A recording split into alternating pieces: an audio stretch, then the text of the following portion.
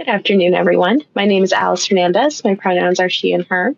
I'm a senior program administrator at University Online Education Services at Rutgers University. On behalf of the 2025 Rutgers University Online Learning Conference, I welcome Kaylin Padovano, Director of Education and Outreach at Rutgers University Office of Equity and Inclusion, and Erica Friedman, Director of the Tyler Clementi Center for Diversity, Education, and Bias Prevention at Rutgers, New Brunswick. We are pleased to have them share their thoughts on proactive, empathetic, and trauma-informed approaches to interrupting bias in the online classroom. During the presentation, please engage using the live chat session. You may post any questions you have, and the presenters will answer as we go along and as time permits. Thank you for joining us. Thank you so much, Alice, and welcome everyone. Thank you so much for being here today at the end of the day. And as Alice mentioned, we're going to be talking about how bias manifests in the online classroom, in the Zoom environment, in online asynchronous spaces. We originally developed this workshop for addressing bias when it occurs in real time in the classroom, but we've really adapted it. And this is an interactive workshop. We want to hear from all of you. We're going to be asking for tons of participation, mostly in the chat today. We have some polls. And we'll have about 45 minutes with some time for Q&A. So we want to leave time for questions and answers at the end. And what are you seeing? How is this coming up for you? So we can work through that together. My name is Kaylin Padovano. Thank you so much for the introduction, Alice. I use she, her pronouns. I'm a licensed social worker, so I come from a background in trauma-informed care and intervention. Pivoted into higher education. I also teach in an online space. So some of the examples you'll be hearing are coming from stuff that myself and Dr. Friedman have dealt with. And I'll give my colleague, Erica, a chance to introduce themselves as well. Hi, everyone. Welcome. And yeah, thank you for being here at the end of the day. You stuck it through, and we really appreciate you coming out for this one. Again, thank you, Alice, for the introduction, but I'll just share I welcome all pronouns. I have been doing this work for over 10 years. I've taught in the classroom in the field of psychology. My background is as a social psychologist. Have taught a lot of gender and sexuality-based classes, as well as personality and social psychology. And also taught a lot of introductory kind of research courses and overseen student research. So yeah, been in a lot of spaces with students where things tend to pop up. So we're going to get right into it here. I'm going to pass it back to Kaylin to kick us off. Thank you. So as we mentioned before, please feel free to turn your camera on. It helps us keep our energy up to see all of you and to hear from you in the chat or using the raise hand feature.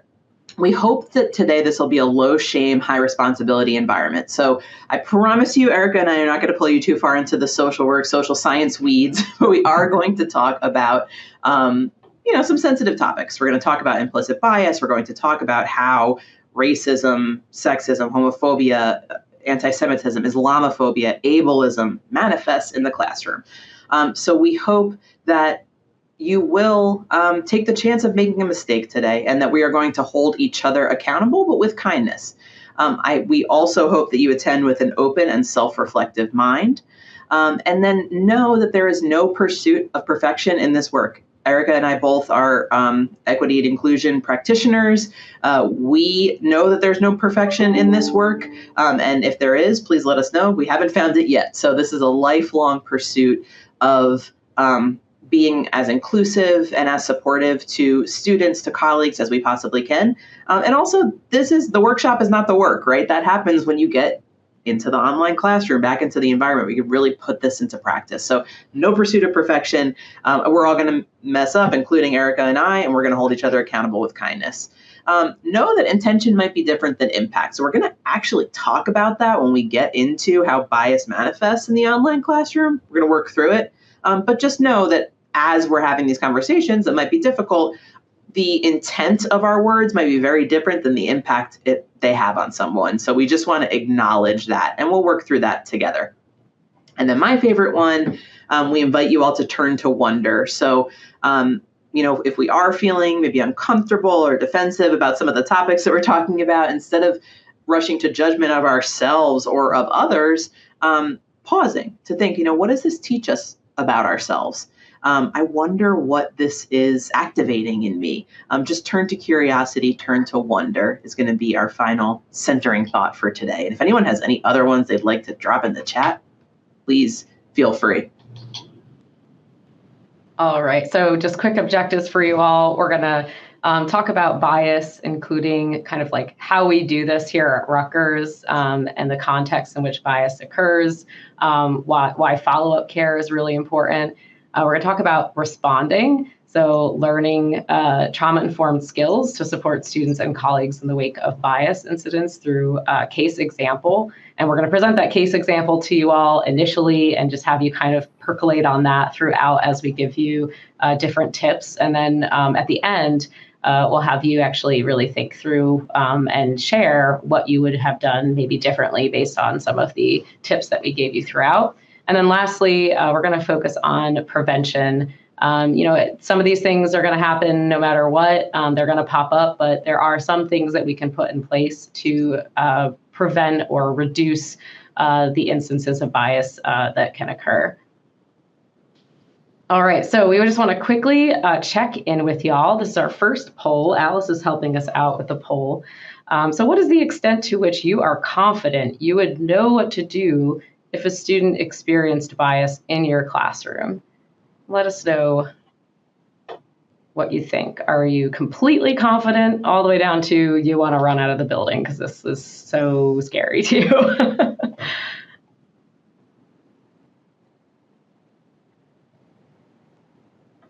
This is that participation part of the... Or you want to run out of your own house if you're teaching the course remotely. Right. I love that feeling. Or just close out of the Zoom. You want to close out of the Zoom.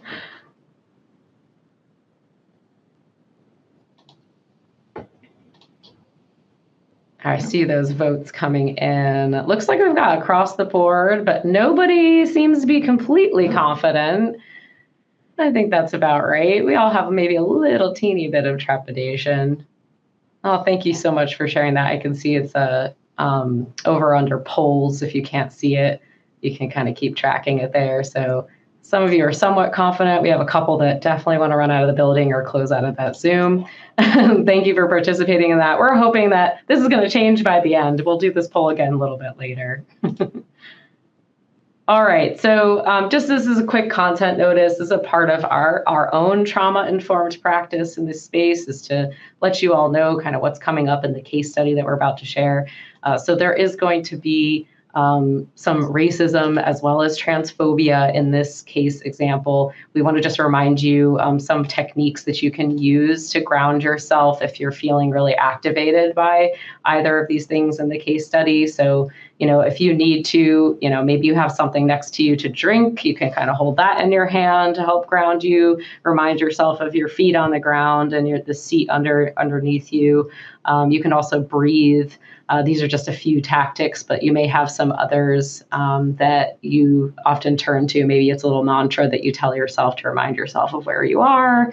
Whatever it might be that helps you out, don't forget to turn to those. So, so I'll turn it over to Kaylin now. Sorry about that, Erica. No worries, you got it. Yes, thank you so much. So the first section of our presentation is we're going to be talking about how to identify bias. And then we would also be remiss if we didn't talk about reporting it. So we have some Rutgers-specific information, but we're going to talk about how to identify resources for reporting in your universities as well, or your workplaces as well. So I want to define bias for us. We're keeping it nice and simple. So the definition of bias that we're going to be using today is a tendency, intentional or not, towards certain people, groups, ideas, or outcomes. So in online learning, what does that refer to? It refers to bias or systematic favoritism or tendency that affects the fairness and inclusivity of the overall educational experience. So this can be bias in the content, in algorithms, in instructor interactions that potentially disadvantage certain groups. So addressing that bias is essential for achieving the learning outcomes that you want to receive. So another important definition for us is also what is implicit bias. Most biases that we hold are unconscious. An implicit bias, you'll hear us talk about that. They're automatic, unintentional, unconscious judgments that we all make associating certain social groups with certain stereotypes. So we know, and if you've ever been in an implicit bias workshop before, we know we all have biases. The idea is not to get rid of them. Any, DEI workshop that tells you that they're going to get rid of your biases is BS. So we cannot get rid of it. But what we want to do is how do we practice interrupting those biases in the online classroom before they have the chance to operate. All right, so when we're talking about reporting, we want to give this information. We are not going to stay stuck here on reporting. So most of the behaviors, unfortunately, that we're going to talk about in this workshop do not necessarily rise to the level of a reportable bias incident for someone who is protected under a certain class. So legal definitions of bias, most of that stuff is going to be right in the middle. And that does not mean that we should not address it. But we also want you to be aware of the bias reporting mechanisms. At Rutgers, we have a couple different campuses and a couple different ways to report. So I wish it was less confusing, but for students located on the New Brunswick campus, we have one bias reporting mechanism here, you could see, and that goes for in-person and online environments, regardless of where the student is located, regardless of where you're located. And then we have a different one for faculty and staff. So if you've experienced a bias incident from a student, we will also be talking about that in this workshop. And then our other campuses have slightly different reporting mechanisms. All this is to say, find out, where do you report at your school? Is it through or your workplace? Is it through an online mechanism? Do you have to call? Just knowing this is actually part of our response and part of prevention and preparing ourselves for when it comes up. Thank you for that, Kaylin. And yeah, so we have a little activity for you all now. This is just to get the juices flowing a little bit. Hope that you all are able to access the chat box and respond. What I want you to do is to look at these images, and you're just going to tell us who you think that they are to each other. So you could just type in the box, like literally anything that comes to mind. Who are these two individuals to each other? This is the same photo, or the same two individuals in these two different photos, just showing you them in two different, kind of poses and instances in their life. What do you think their relationship is to each other? And if you know these two people, I ask that you refrain from typing that in the chat. If you happen to know their story or have seen them in the media before, just refrain from sharing it. But for now, yeah, perfect. I see some of you already sharing, close friends, partners. Yeah, keep sharing. If you have other ideas of maybe how they're related to each other, keep sharing that. They're close, so perhaps they are partners, sisters, or friends. Awesome. I really appreciate you all sharing your ideas. Dating, friends, partners, relatives. I'll refrain because I know their story. Great, Raj, thank you. They're close. It's hard to tell beyond that. Yeah. So what's really interesting about their relationship is that they are actually twins. And so, our instance of looking at two individuals who maybe look like they do can sometimes bias us because we don't always know what people's stories are. So, we often tell stories about our students just based on their appearance or how they may be interacting with each other.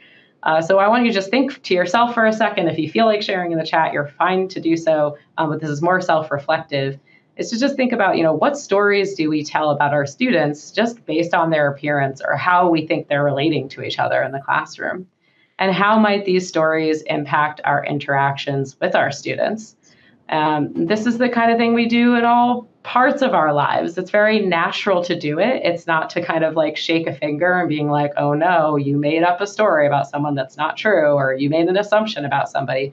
But it's really about being aware that we can jump to conclusions about people just based on those visual things that we see. And what we invite you to do in the future is just take a pause before you do that, or also understand that other people may not be taking that pause and may be jumping to conclusions. And that's also where their own biases are coming from.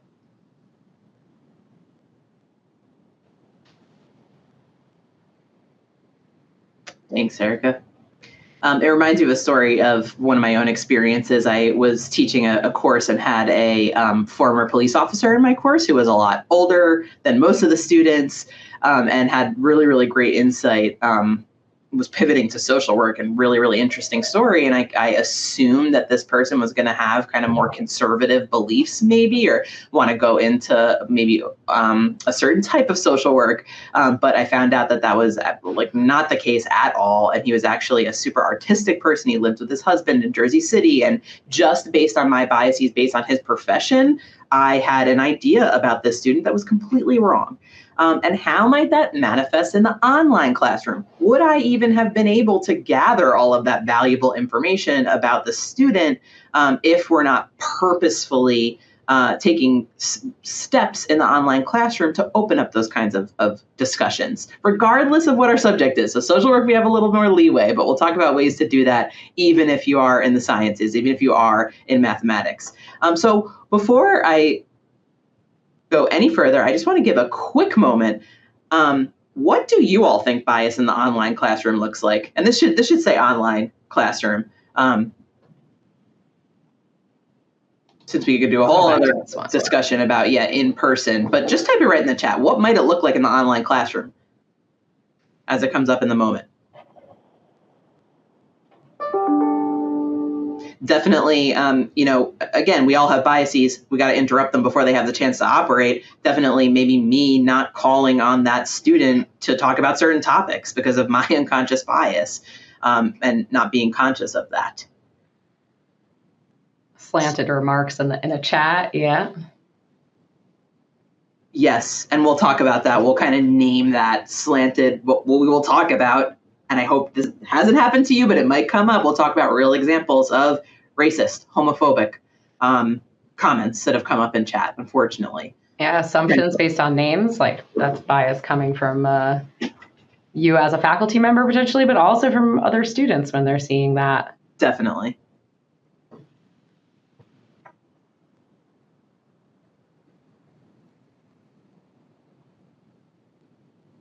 Yeah, so again, bias comments, and it's not always coming in real time in the Zoom room, right? It might be comments that are posted on message boards, posted in assignments. Maybe only you see it, maybe the whole class can see it, and you might not catch it right away. So we'll talk about how to address that. Yeah, ignoring someone, Shahida.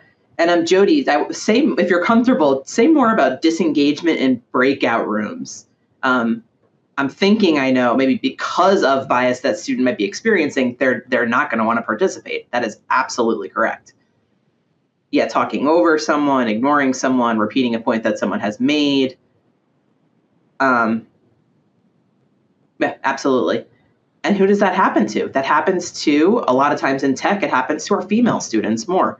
It happens to our students who maybe English is not their first language, so they might not be able to articulate things as quickly as some of the other students. But if we're not making sure we are being patient and maybe giving a little bit of extra time, they might get just completely trampled over in the discussion. All right, so we're going to reveal our list. These are amazing examples too.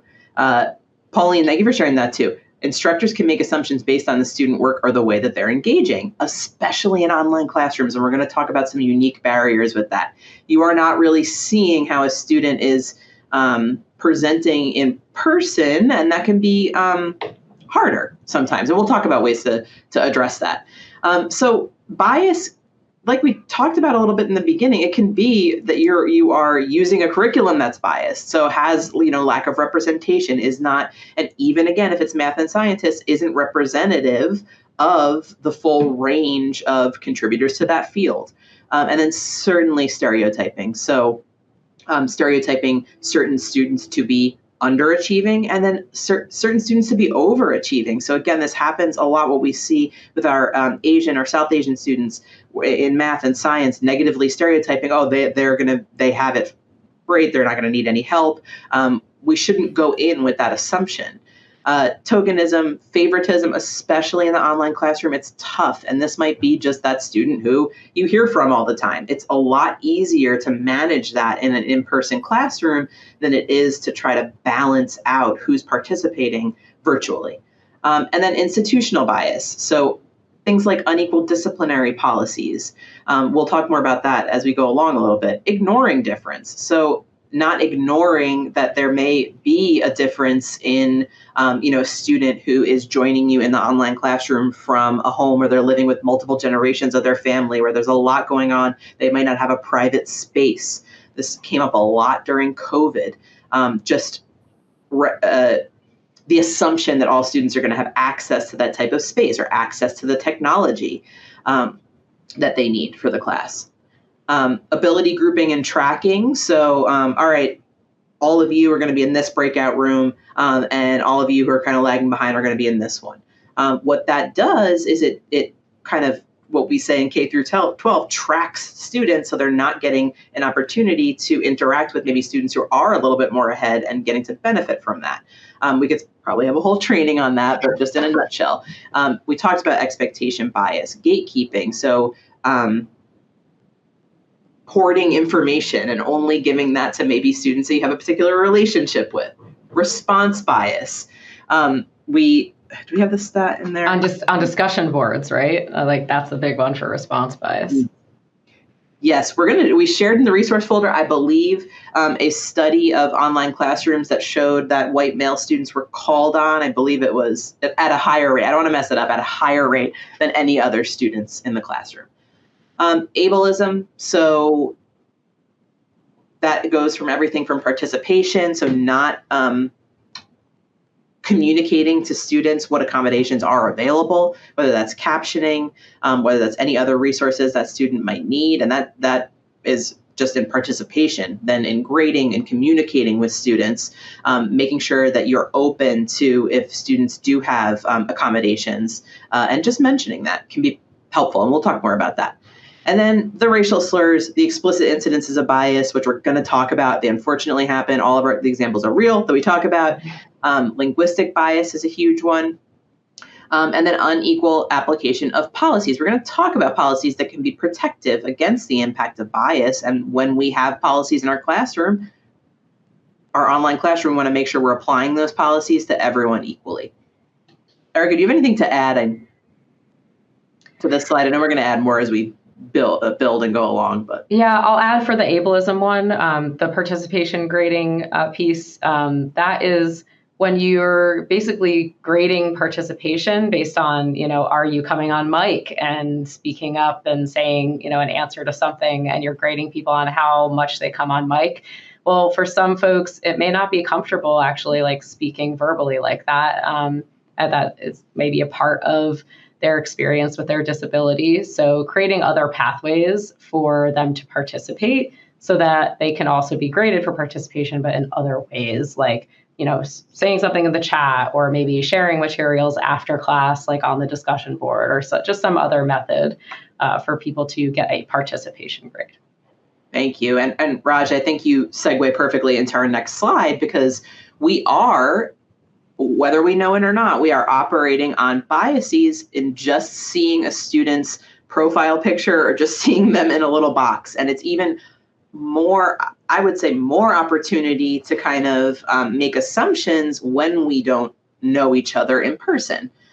So we have to be all the more mindful of how that's impacting our interactions with students.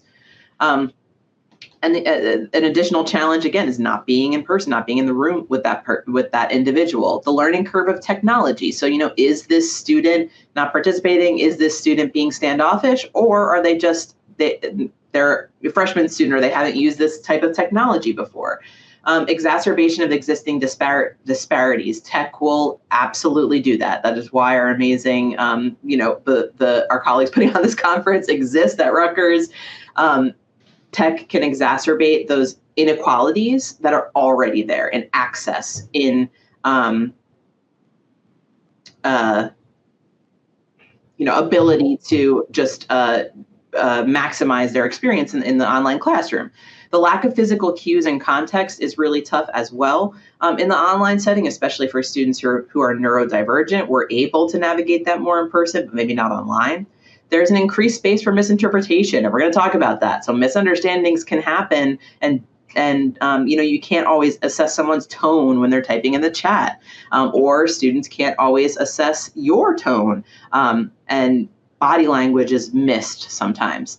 And then unfortunately, that also emboldens some students and some faculty to behave in a way that is more harmful, right? So that is where, especially when it's anonymous in the online classroom, where we have seen the slurs and where we have seen the blatantly discriminatory language, and then there's less accountability. So what happens is, and this is the whole point of why we're working together today, what happens is a lot of times it will go unaddressed.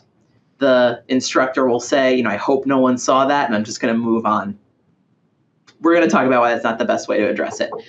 Increased isolation in the online classroom, especially this came up during COVID, can be difficult to address when harm has happened. And then building trust in general is harder in the online environment. And Erica's going to share some tools that we can use to build trust. And again, we have to address this. So the idea is we're going to give you so many different ways to address bias, but the idea is that we're not doing nothing. We can do a variety of different things. The worst thing to do is nothing. And also, you are all doing so many things already that are helpful and are even trauma informed, and we want to build on that. All right, y'all. I'm going to read off to you our case study, and this is the only case study we're going to go through today. Right now, what I'm going to ask is that you just really think about this one and self-reflect. So this, again, does have a racist remark in it. So just, again, a content notice for that. But a professor announces that there will be randomized assignment to a group project. During the announcement, students anonymously post their questions or comments on an interactive web platform for the professor to answer. One student posts, "Please don't assign me to a group with a Black person," which is seen by all students in attendance as responses are projected over Zoom to everyone in the class. The professor does not respond to the comment in the moment, but later posts in Canvas that the class will no longer use the platform over Zoom, effective immediately. So, breathe and take that one in, right? It's a lot to hear. This is something that actually did happen in our community at Rutgers. It was an incident that we were made aware of. So this isn't just something that we made up, but we did kind of make it a composite of a different scenario that did occur also on campus with how the response was handled. So we made sure that it was also applicable to the online classroom for you all. So I just want you to self-reflect right now. How do you think you would have reacted in this situation? Has something like this maybe happened to you before in the classroom? How did you handle it? And if you're kind of taking in this case study and thinking about, okay, well, how would you have responded to this particular situation, maybe differently than the professor in this case study did? Just going to pause for a few seconds, let you kind of reflect before we keep going here.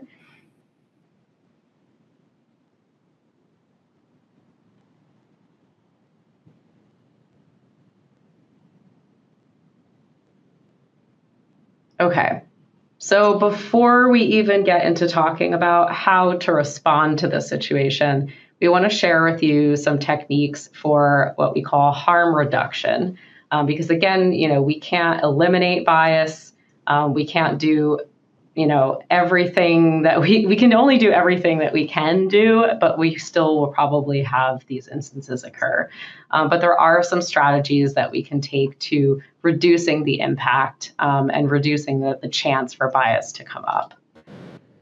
So we're about to introduce a number of different tools to respond to bias. So you want to, take what's useful to you for now. So we're going to start with these two. So one is developing written guidance and norms whenever possible and revisiting them very often. Much like Kaylin and I shared with you all the 5 agreements right at the start of this, that was really setting up and framing the space that we were working in today. So same thing for your online classroom. To really try to come up with that guidance right at the beginning, and not just in your syllabus, but we're talking about providing that guidance up front and in the classroom, not just, hey, go read the syllabus, but here, let's actually talk about these and think about these together and what this means to our space. The second thing is clarifying any reporting procedures that do exist. So that's also something that certainly can go in your syllabus, but you want to make bias policies and reporting procedures very clear. Like, what is going to happen if bias occurs in your classroom? What are the steps that you're going to take? What are the university's steps to addressing those things? These strategies can be really effectively accomplished by involving students in the process of the decision making. So when this happens, how are we all going to deal with this together as a class? So I wanted to share with you all a tool that I've used in the classroom with my students before. It's called a social contract.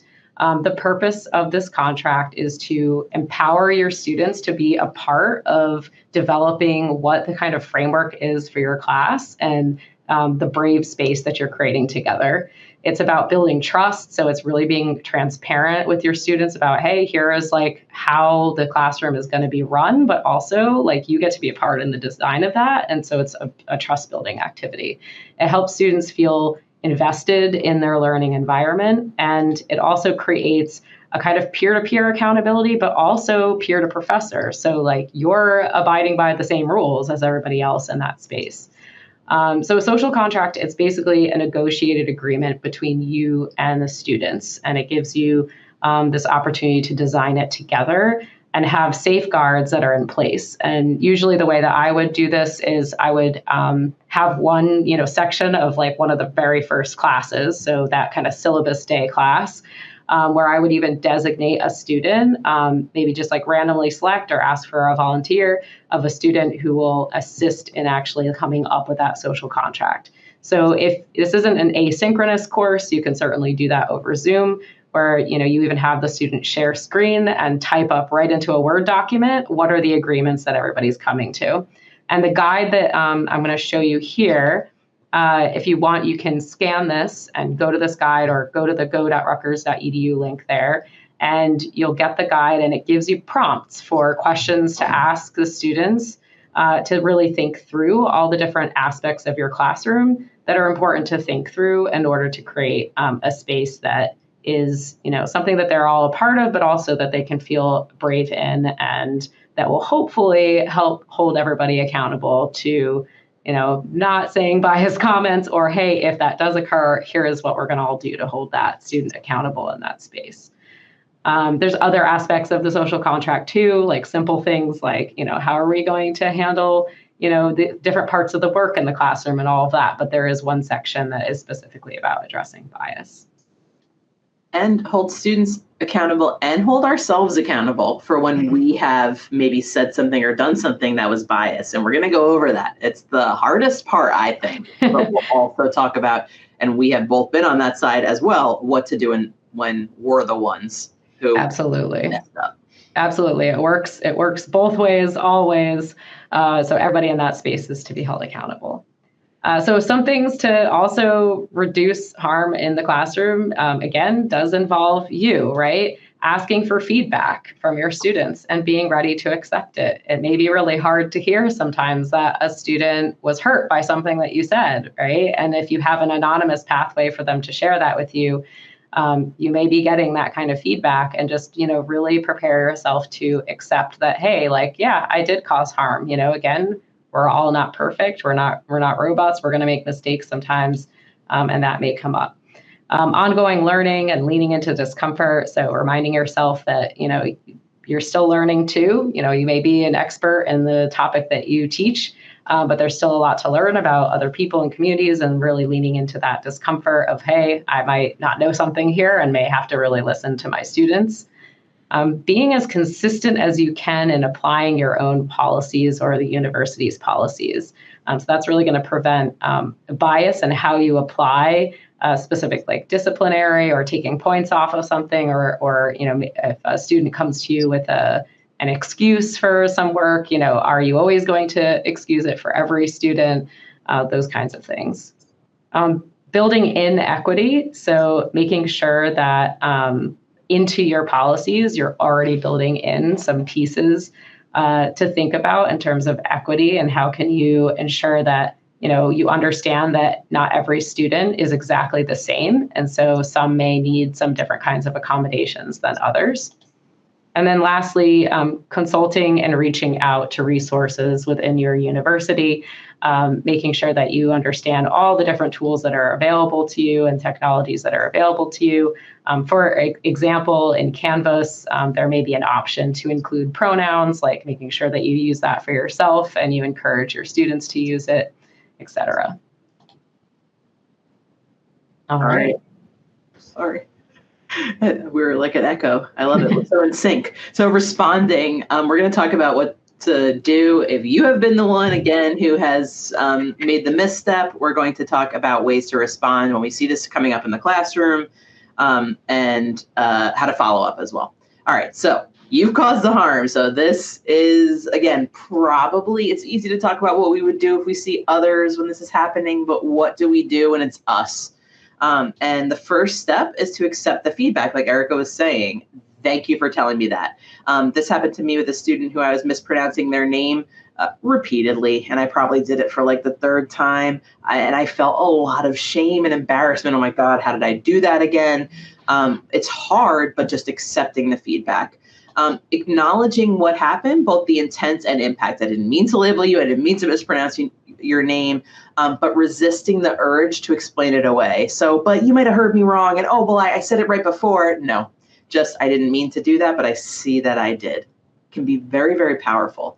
And then a step that we skip often is just apologize. So again, instead of trying to justify, explain it away, I'm sorry. Period. Not, oh, well, I'm sorry you were offended that I said your name wrong. And of course, we have dealt with instructors too who are unable to take this feedback and say, well, your name is too hard to pronounce. I'm not even going to try, or I'm going to call you by this nickname.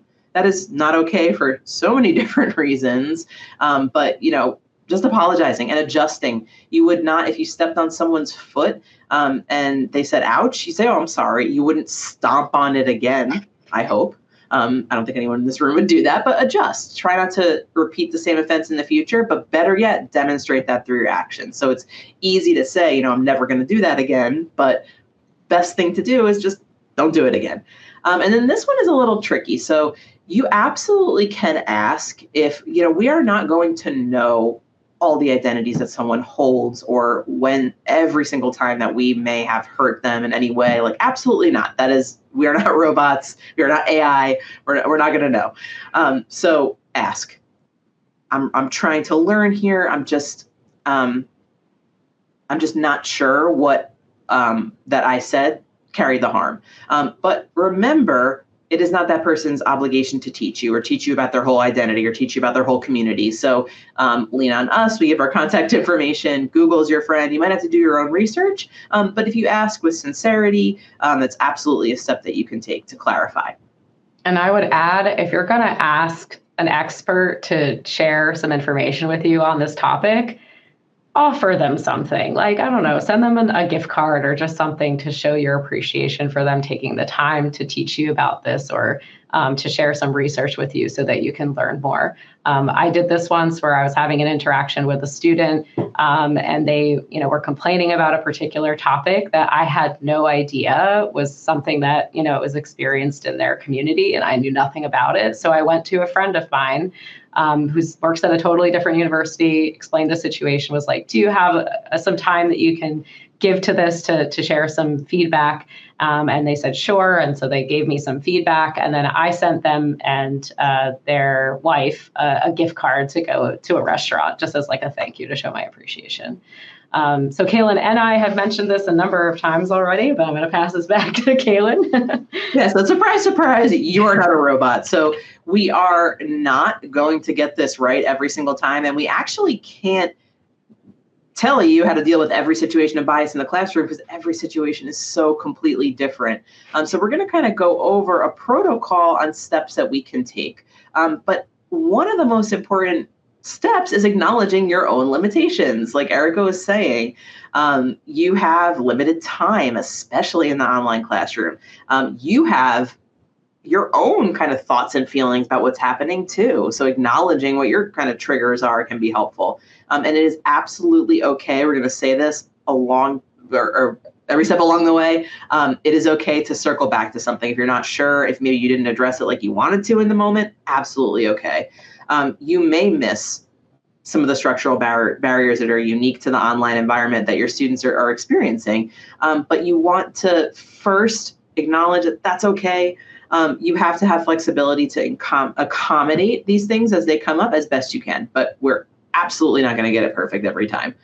Yes, give yourself grace.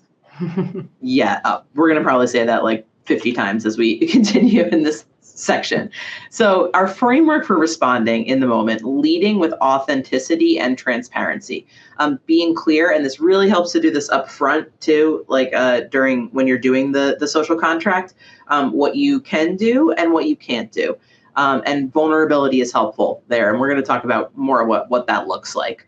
Understanding cultural humility. What that means is really just the idea that you cannot know everything about every person's culture or identity, but you're approaching with an open and curious stance. And you're not, like Erica said, asking, putting pressure on that student to educate you, but you are receiving that information in a way that's open and in a way that you can incorporate into your practice. Recognizing power dynamics. So believe it or not, you have the most power in that online space.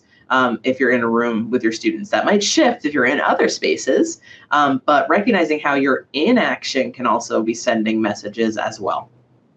And then the challenge here is to be vulnerable and discerning. So we want to share, but also we want to make sure we're not sharing too much, oversharing, or leaving ourselves vulnerable in a way that we feel like we can't even go on with the rest of our day because of the interactions that we had in the online classroom.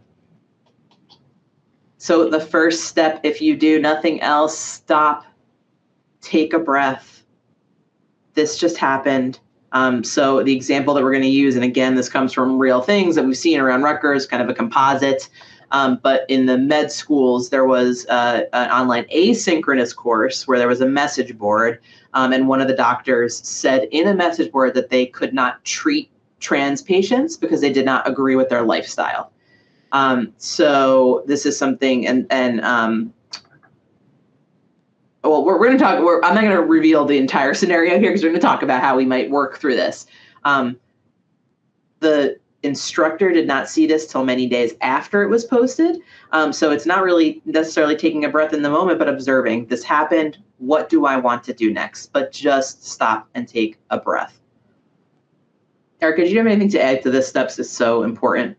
Yeah, I would just quickly say, especially if it's something like this scenario where you didn't see it and it maybe was posted for a while, or you're not sure how long it was posted. Try to find out when the incident happened. When did you see it versus is there a timestamp on that post that, gives you a sense of how long this has been up there. And so therefore how many people might have seen it and kind of how much harm it has maybe caused within the time between it getting posted and you being notified of it. And that's step 2, addressing. So the next piece is actually addressing it. So again, I want to reemphasize the step 1, you got to take that pause and that breather for yourself, especially if you happen to be a member of the group that's being targeted, or that you're also personally harmed by this because you have people in your life who are trans. So really taking that moment to really breathe and really process before you address it. So addressing it means, first of all, acknowledging it. So as soon as you're made aware of it, make sure that you acknowledge it to the class. Even if you have to kind of take a break after you acknowledge it before you do any more action points, definitely acknowledge it first and foremost. Get that out of the way or get that out there first, because the longer you kind of let it sit there, the more harm it can cause, and also the more questions will come up for your students about what is going on with this, right? So you want to acknowledge it, name what just happened, and then you can kind of move into some very, very simple but very direct responses. So you want to be very clear about how you're going to address this, what you're going to do, and give some clear next steps. A part of the being simple and direct is, maybe emphasize that people might have been affected by this. Maybe you are affected by this. You can feel free to be like as vulnerable as you feel like here and really share what you are feeling personally about what was said. And then, explain, okay, here's what we're going to do next. I'm going to be, getting some folks to come and talk more about this with you all. I'm going to be, deleting this comment so it doesn't cause further harm. I'm going to, right? So you're going to explain what the steps are and like why you are taking the next steps that you're taking, and certainly consult or go back to your social contract for what the agreements were between you and the rest of the students about how to respond to this if you have those in place. Thank you.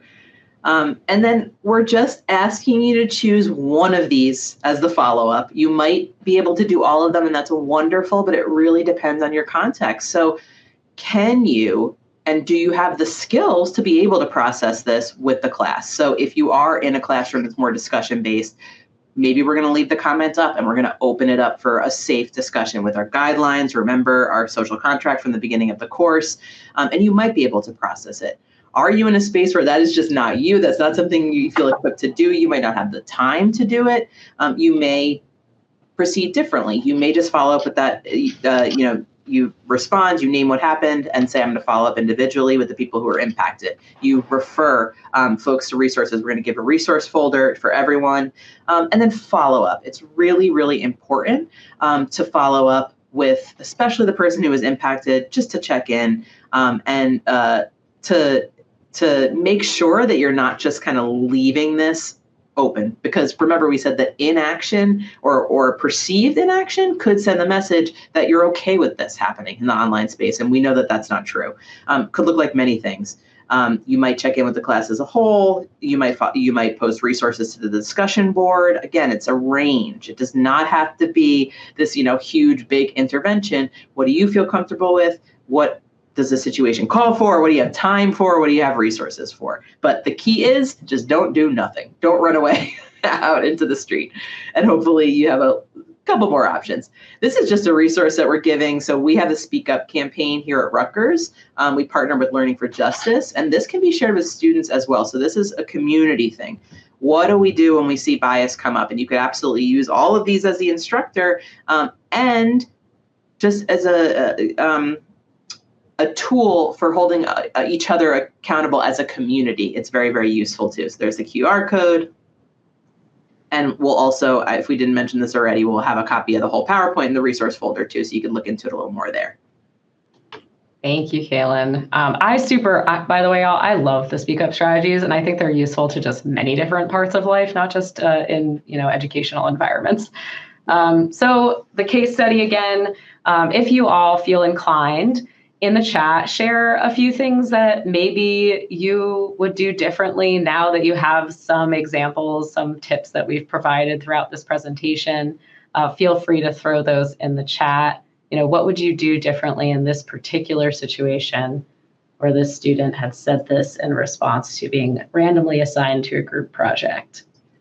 And what would you do differently aside from what this professor did do, which was delete the whole platform? Right. Just like nobody's going to share things anonymously anymore.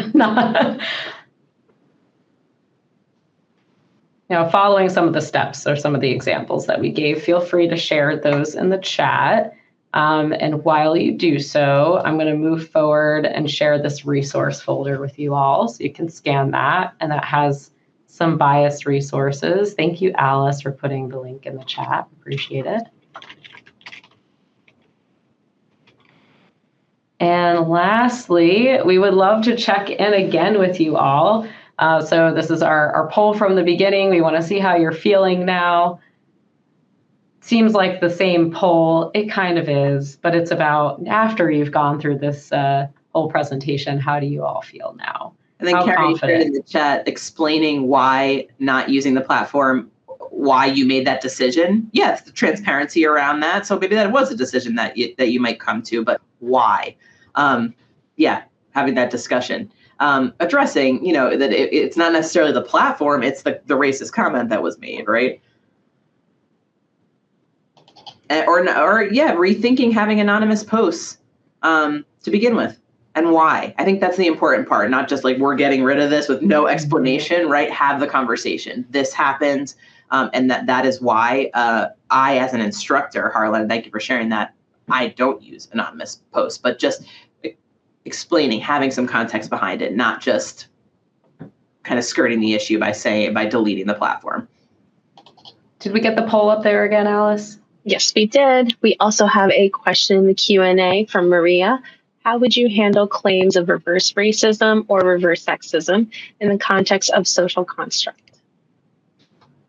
I mean, I would just say that you as an individual don't need to be the expert on how to respond to these things, right? You can bring in somebody from outside to address it. You can find resources and post that. I just want to make sure everybody knows, you never need to feel like you need to know exactly how to respond to each and every little instance of bias that occurs.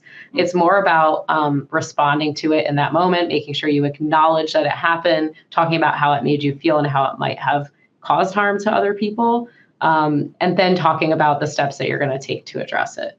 Kaylin, did you have anything you wanted to just quickly say to that? No, I think that's excellent. And I think when we hear kind of reverse racism or reverse bias, without getting it could be a whole training in and of itself, but just asking the student to explain a little bit more. What do you mean? What are the specific behaviors that you've experienced? Because focusing on the behaviors rather than the label, what we most often see is that that's not what they're talking about at all. They're talking about maybe they expected preferential treatment and they're not getting it. So just kind of helping them to unpack that a little bit more can be helpful, but also that is why we didn't say every single example of what you might find, because lean on the resources, lean on making those referrals, and lean on reaching out, whether it's to us or a colleague. You're not going to be the expert on all that.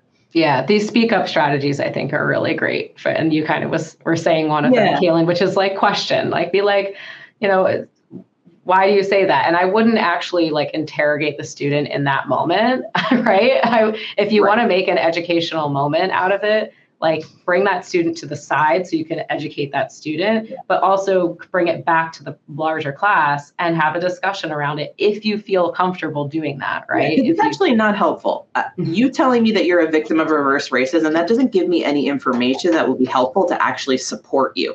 So I think asking those questions can give us the actual information we need to be able to support the student. Mm-hmm. I hope Thank that you all answers for it for joining us. Sorry to cut you off, Dr. Friedman. We invite you all to join us on the main stage for closing remarks. Thank you, Kaylin. Thank you, Erica. Thanks, everybody. Thank you.